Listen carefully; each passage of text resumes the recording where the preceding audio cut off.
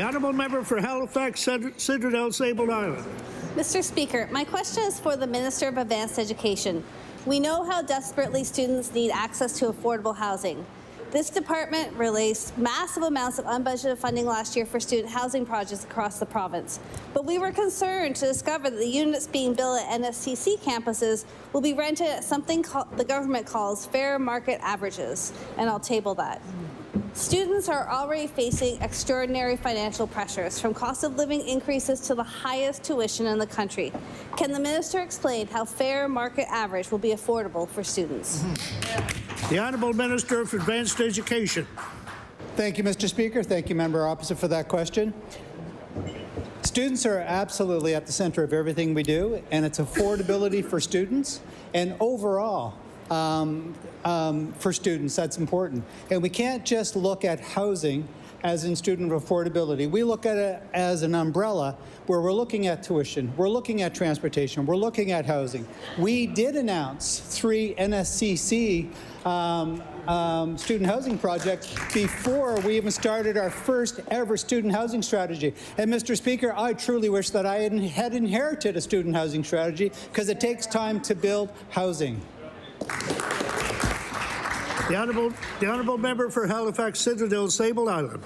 I want to clarify that market average is not affordable for students, at least not by the widely accepted definition from the CMHC, which states that housing is considered affordable if it costs less than 30% of a household's before tax income, and I'll table that.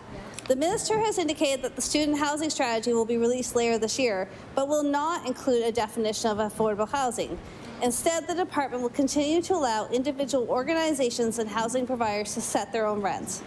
Will the minister commit that the student housing strategy will present a path to truly affordable housing for students and young people in Nova Scotia?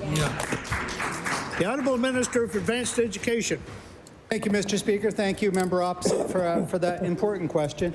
And to speak about the student housing strategy, Mr. Speaker, we are looking at solutions that are short-term, mid-term and long-term solutions. Those short-term solutions are needed now. We know that we can make decisions based on things that's not going to take 3 years to build or 5 years to build. We know that we can have an immediate impact, and that's what's important.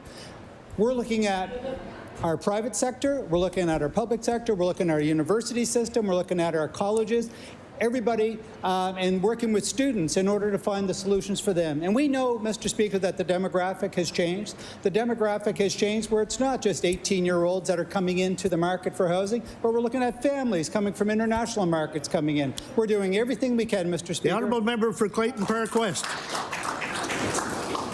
Mr. Speaker.